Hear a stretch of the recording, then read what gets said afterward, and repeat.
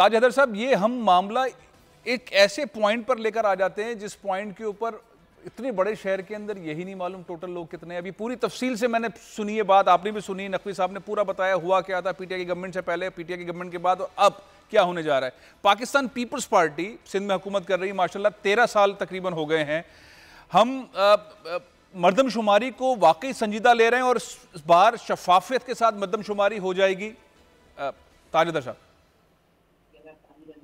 जनाब अली, पहली तो दस्तबस्ता गुजारिश मैं आपसे ये करूंगा कि आप सवालात पे इक्तिफा करें। सरकारी प्रोपेगेंडा करना शायद आपका मनसब नहीं है, आप इस मनसब से ऊपर हैं, लिहाजा बिल्कुल गैर जानिबदारी के साथ आप सवालात करें और उनके जवाब लीजिए, और उसके बाद अगर कोई कमेंट आप किसी नतीजे पर पहुंचते तो वो जाहिर है कि बड़ी अच्छी बात है। जहाँ तक मर्दमशुमारी का ताल्लुक है, मुझे अफसोस है कि इसमें फिरदौस शमीम साहब की मालूमात थोड़ी सी नाक़िस हैं।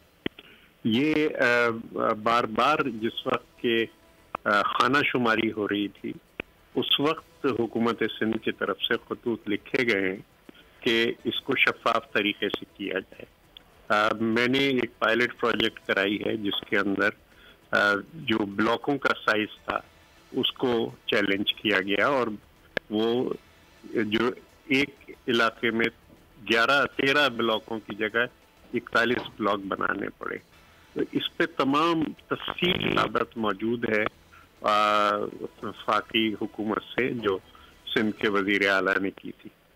उसके बाद सेनेट में मेरी तकरीरें हैं, बार बार की तकरीरें हैं जिसमें कि इन चीज़ों की वजाहत की गई है, और मेरे सबसे बड़े गवाह सेनेटर आजम सवाती हैं जो कि उस वक्त सेनेट में तहरीक इंसाफ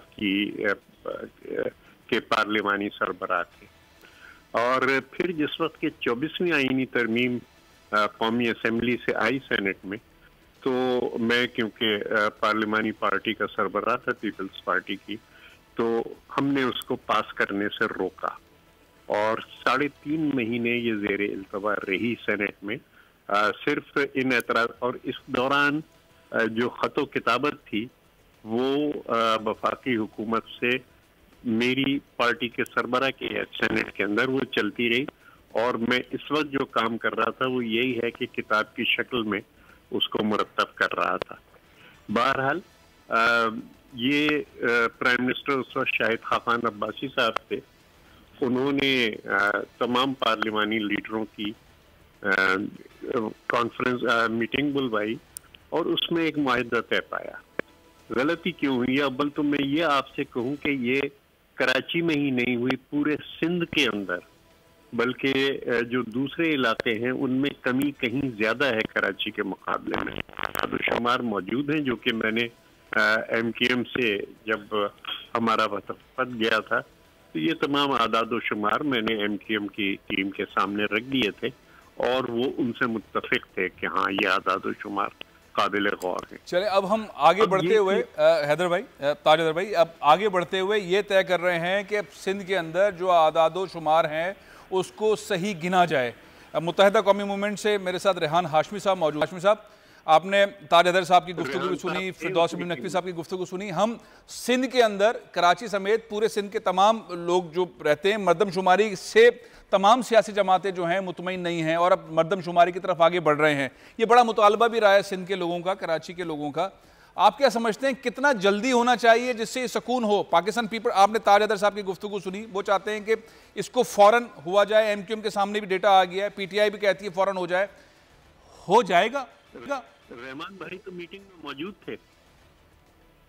जी, मुझे अब हैदर भाई की आवाज आई है अभी, हैदर भाई की आवाज आई है अभी मुझे। जी मैं आवाज कर रहा था कि आप तो उस मीटिंग में मौजूद थे जिसमें ये तमाम दस्तावेजात आपकी खिदमत में पेश की। नहीं सर, मैं उस मीटिंग। जी रेहान हाशमी साहब, आप बताइए, जो मैंने सवाल पूछा, मैं चाह रहा था कि आप ये बताएं कि MQM किस जगह पर है और कितना जल्दी चाहती है कि ये मर्दमशुमारी के मामला को तय कर लिया जाए। देखें, MQM इफेक्टिव में से है अगर आदाद सही तौर पे नहीं गिने जाते हैं। उसकी वजह यह है कि अगर हम अर्बन वोट बैंक की बात करें बिलखुसूस, तो हमारे लिए तकलीफ होगा। MQM नहीं है, कराची की आबादी है, सिंध की आबादी है, प्लीज मैं इसलिए बात कर रहा हूँ, सही बात है, सिंध की आबादी पूरी इफेक्टिव, पाकिस्तान पीपल्स पार्टी कह रही है, पीटीआई कह रही है, सारे सिंध के लोग इफेक्टिव है, लेकिन यकीनी तौर पर क्योंकि हम वोट बैंक को क्लेम करते हैं ना, हम अगर वोट बैंक को क्लेम से आपको इफेक्टिव समझते हैं कि हमारे मैंडेट के साथ ये ज्यादती हो रही है, आवाज आ रही है आपको? जी जी जी। तो मैं तो अपना स्टांस से कह रहा हूँ कि अगर हम क्लेम करते हैं या जो भी पार्टी क्लेम करती है, हम भी क्लेम करते हैं और हम कहते हैं कि अगर सही आदाद और शुमार नहीं गिने जाएंगे तो हमारा मैंडेट जो है वो खराब हो रहा है। दूसरी चीज ये कि उसके साथ जो कनेक्टिविटी है वो आपके फंड एलोकेशन की है, अर्बन प्लानिंग की है, प्रोविंशियल फाइनेंस कमीशन प्रोविजनल बुनियादों पर चल रहा है, उसकी मीटिंग का तय करना है। और बदकिस्मती से ये हैदर भाई मौजूद हैं, देखें आज तक तकरीबन 10-9 असल बुनियादों पे प्रोविंशियल फाइनेंस कमीशन की मीटिंग हो रही है और पीपल्स पार्टी ये क्लेम करती है कि एनएफसी में इनको इनका शेयर नहीं दिया जाता। फिर इसी तरह जो जिले सतह पर भी ये क्लेम करते हैं, हम ये कहते हैं कि जनाब आप कराची को खास तौर पर अर्बन एरियाज को आप नहीं दे रहे, तो ये बड़ा डिस्क्रिमिनेशन हो रहा है। और डिस्क्रिमिनेशन की वजह से पीछे पानी की तरसील का मामला हो, पानी की निकासी का मामला हो, अर्बन प्लानिंग का मामला हो, फंड एलोकेशन का मामला हो, डीलिमिटेशन का इशू हो, मैं आप तीनों ये बातें देखें, ये बातें हमने रेहान हाशमी साहब कई दफ़ा की हैं। असल में पॉइंट ये था कि पाकिस्तान पीपल्स पार्टी, पीटीआई, एमक्यूएम, जमात इस्लामी, पीएसपी, जो कराची की नुमाइंदा सियासी जमातें हैं पार्लियामेंट के अंदर भी और पार्लियामेंट के बाहर भी, जो शोर कर रही हैं कि ये लोग कितने हैं कराची के। और अब मामला आ गया सिंध के लोग, जिस तरह के ताज हैदर साहब ने भी कहा कि सिंध के लोगों के ऊपर सारे मामला हैं। तो ये असल में शुरू कब होगा और खत्म कब होगा इस मामले को? आप बताइए फिरदौस शमीम नकवी साहब, ये सिलसिला कब शुरू होगा और कैसे खत्म होगा? मैं इशू को फ्रेम कर देता हूँ मोर प्रॉपर्ली। देखिए, वेरेवर हम 2020 के खत्म हो चुका है, 21 में शुरू हुए, जो कुछ 17 के सेंसस में वो हम सब रिकॉग्नाइज कर रहे हैं।